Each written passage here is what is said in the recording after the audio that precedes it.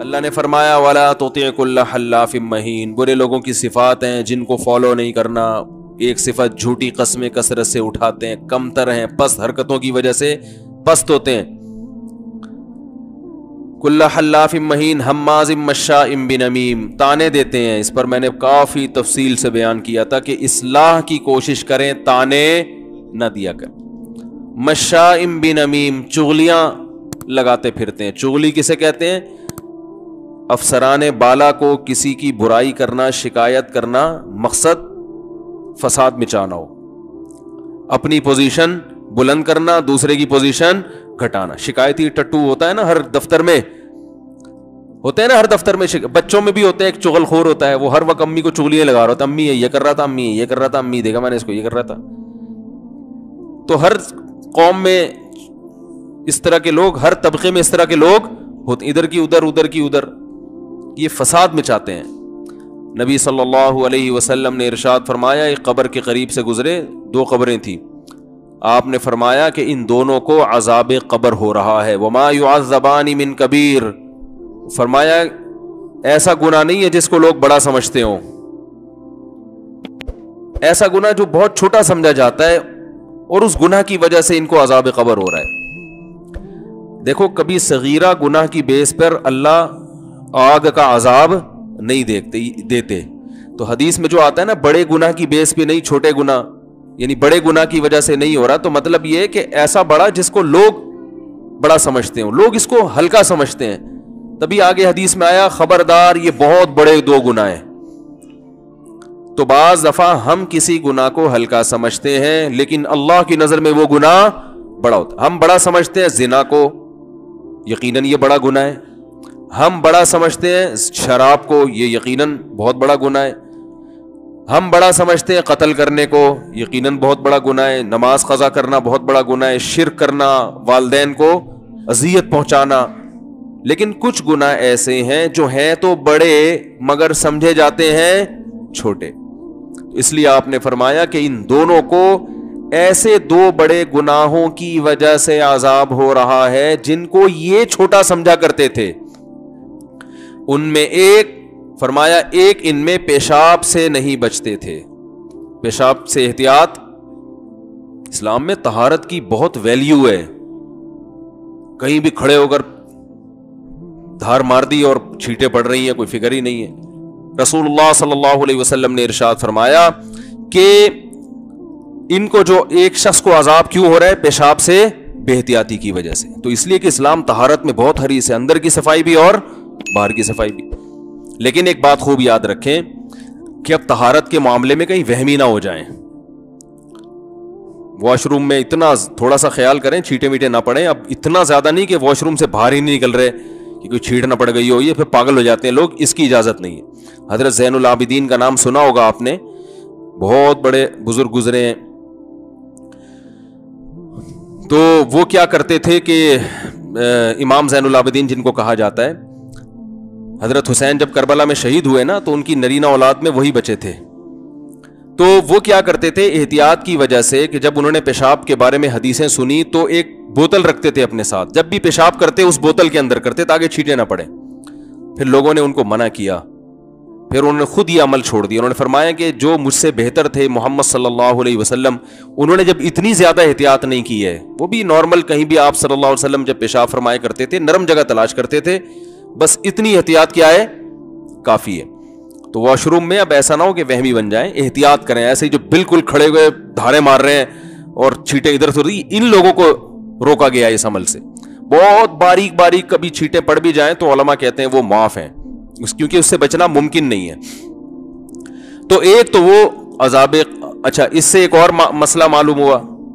چلیں وہ پھر مسئلوں سے مسئلے نکلتے رہیں گے تو وہ پھر موضوع ہی رہ جائے گا. دوسرا نبی نے فرمایا یہ چغلی کیا کرتے تھے، ادھر کی ادھر، ادھر کی ادھر، اس پر عذاب قبر ہو رہا تھا. اس سے پتہ چلتا ہے کہ یہ چغلیاں لگانے والے لوگ یہ صغیرہ گناہ کے مرتکب نہیں. ہمارے ہاں زانی کو تو برا سمجھا جاتا ہے، شرابی کو تو برا سمجھا جاتا ہے، چغل خور کو تو کچھ سمجھا ہی نہیں جاتا. حالانکہ یہ چغل خور ایسی لڑائیاں لڑواتا ہے نا، ایسی لڑائیاں لڑواتا، ایسے آپس میں محبتوں کو نفرت سے تبدیل کرتا ہے. یہ एम्प्लॉय को अपने बॉस से लड़वा देगा, क्लास फेलोज को आपस में लड़वा देगा, भाई को भाई से लड़वा देगा, शोहर बीवी को शोहर से लड़वा देगा, सास को बहू से, और दामाद, और ये सब फड्डे कहां से हो रहे हैं? लगाई बुझाई वाले हैं। और बहुत माजरत के साथ वो खवातीन जो मेरा बयान नहीं सुन रही, उनके बारे में, इस काम में खवातीन मर्दों से थोड़ा कुछ जराइम ऐसे होते हैं इसमें मर्द औरतों से आगे होते हैं भाई। जिना में और ये जो बेहयाई के काम है ना, ये मर्दों में औरतों की निस्बत ज्यादा है, बदअखलाकी वाला उनसर भी। लेकिन चुगलियों में, तभी किसी ने एक सवाल पूछा ना कि कौन सा इदारा ऐसा है जहां खवातीन जॉब नहीं कर सकती? उसने कहा फायर ब्रिगेडियर। क्यों भाई? वजह उसकी ये कि भाई इनका काम आग लगाना है, आग बुझाना। भाई मैं पहले बता दूं, उल्टे सीधे कमेंट्स आना शुरू होते हैं यूट्यूब पे। जो खवातीन यूट्यूब पे फेसबुक पे बयान सुन रही हैं उनको मैंने कहा ही नहीं है, आपको कहा ही नहीं, आपके अलावा की बात है। तो अब फिर हमें यूं कह रहा, आपको कह ही नहीं रहा, मैं आपके अलावा को कह रहा हूं। तो घरों में लड़ाइयां कौन लड़वा रही है? नंदे जेठानियां करती है ना ये काम। इसी ने कहा है ना, औरत की सबसे बड़ी दुश्मन कौन है? औरत है। ये बिल्कुल सही कहा है, बिल्कुल सही कहा। मैंने यहां तक देखा है कि घर में बेटी पैदा हो रही है, बाप को कोई तकलीफ नहीं हो रही, मां को रोना आ रहा है कि बेटी क्यों पैदा हो गई। अजीब दिमाग है यार तुम लोगों का, क्या हो गया तुम्हें? बच्ची पैदा हुई, इसमें क्या होता है? सेहतमंद पैदा हुई, शुक्र अदा करो। और जिस के नबी ने यह बशारत दी हो कि 3 बच्चियों की कफालत करने वाला उसके लिए जन्नत की जमानत लेता हूं, उसको तो खुश होना चाहिए भाई। हमारे पास है क्या आखिरत के लिए? और बिगड़ने का इम्कान बेटियों का ज्यादा होता है बेटों का। बेटों का तो, बेटियां तो बालिग हुई, रुखसत करो, ससुराल की जिम्मेदारी है, आपकी जिम्मेदारी खत्म, बेटे की जिम्मेदारी तो खत्म ही नहीं होती। समझ रहे कि नहीं समझ रहे? बेटी तो बुलूगत तक बाप की जिम्मेदारी है, उस बुलूगत के बाद जैसे ही अच्छा रिश्ता आए आपने क्या करना है? रुखसत कर देना। वो अलग बात है आप नहीं कर रहे तो फिर आपने अपने लिए एक मुसीबत खड़ी की हुई है।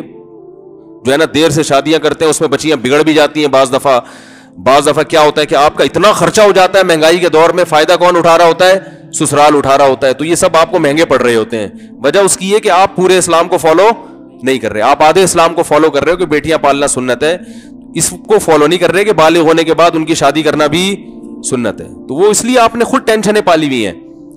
तो बेटे की टेंशनें ज्यादा होती हैं क्योंकि उसने आपके साथ ही रहना है। ठीक है, अच्छा निकल आया तो ठीक है, नहीं निकल आया तो उसको रुखसत करके कहां भेजोगे? घर दामाद तो बना नहीं सकते उसको। और फिर उसका इस्लाम ने खर्चा भी आप बाप और यानी मर्दों पे डाला है। बेटे के पास पैसा नहीं है तो आपको खर्चा करना पड़ेगा। फिर वो पता नहीं बहू उठा के ले, अपनी बेटी जैसे भी अच्छी लगती है, बहू का पता नहीं किस डिजाइन की निकले, वो क्या ख्याल है? वो आपको ससुर माने नहीं माने, वो 10 किस्म की टेंशन है भाई। तो माए परेशान हो रही होती, हाय मेरी बेटी पैदा हो गई, फिर मैं उनको बेटे की ज्यादा ख्वाहिश है। तुम तो औरत हो भाई, और बेटियों की जरूरत मां को तो ज्यादा होती है। मां की जो दुख दर्द की बातें हैं, जो अपनी चीजें शेयर कर सकती है, वो बेटों के साथ नहीं कर सकती, वो बेटियों के साथ कर सकती है। बेटों के साथ तो एक हिजाब होता है, एक हया का पर्दा होता है। सारे दुखड़े अपनी बेटियों के साथ शेयर। बुढ़ापे में बेटियां काम आती हैं, बेटे तो 10 में 1 आध होते हैं जो काम आते हैं, 99 तो बिगड़ रहे हैं आजकल भाई। नहीं आ रही बात समझ में? मेरा ख्याल है तो वो मोहब्बत भी मिलती है बेटियों से, घर भी आबाद होता है। घर आओगे तो बेटियां होंगी तो घर में खुशी होगी। बेटे तो मुस्टंडों की तरह घूम रहे होते हैं, उसकी फिक्र ही करनी पड़ती है, देर से क्यों आ रहा है, 2 बजे कहां बैठा हुआ था वो। यही होता है ना, क्या कर रहा है, तमीज से बात नहीं कर रहा होता कभी। तो बड़े बहुत खुशकिस्मत लोग होते हैं जिनको आजकल कोई अच्छा बच्चा मिल जाए। बहुत मुश्किल से मिलते हैं। लेकिन फिर इन बेटों को, इन जैसे नालायकों को, आपके अलावा की बात कर रहा हूं, फिर आप फील करेंगे, नालायक मिलते हैं फिर भी क्या कहते हैं, हमें क्या चाहिए? बेटे चाहिए। इतने नालायक किस्म के बेटे देख के भी तुम्हारी ख्वाहिश क्या है? बेटे ही चाहिए तुम्हें। तो खैर, तो चुगलखोर कुरान क्या कहता है, हदीस क्या कहती है? ये सगीरा गुनाह नहीं है। इसलिए खवातीन से हाथ जोड़ के कहता हूं, अपने घरों में आग ना लगाओ, अपने भाई को भाभी के खिलाफ ना वर्गलाओ, भाभियों को शौहर के खिलाफ ना वर्गलाओ, बहू को सास के खिलाफ ना वर्गलाओ। جہاں کوئی برائی دیکھی سمجھتی ہے اب اس برائی کو مٹانا چونکہ ہماری ذمہ داری ہے اور بہو میں یہ برائی پائی گئی ہے تو اس برائی کو مٹانے کا ایک ہی طریقہ ہے, پولیس کو بتائیں گے تو فائدہ نہیں ہوگا, ساس کو بتائیں گے تو فوراً انکوائری ہوگی. ڈائریکٹ جا کے کس کو رپورٹ کراتی ہیں؟ ساس. پولیس کو بتا دو خدا کی قسم اتنا بڑا مسئلہ نہیں, ساس کو بتا دیا تو بس وہ تو پہلی جلی بھنی بیٹھی ہوئی ہے.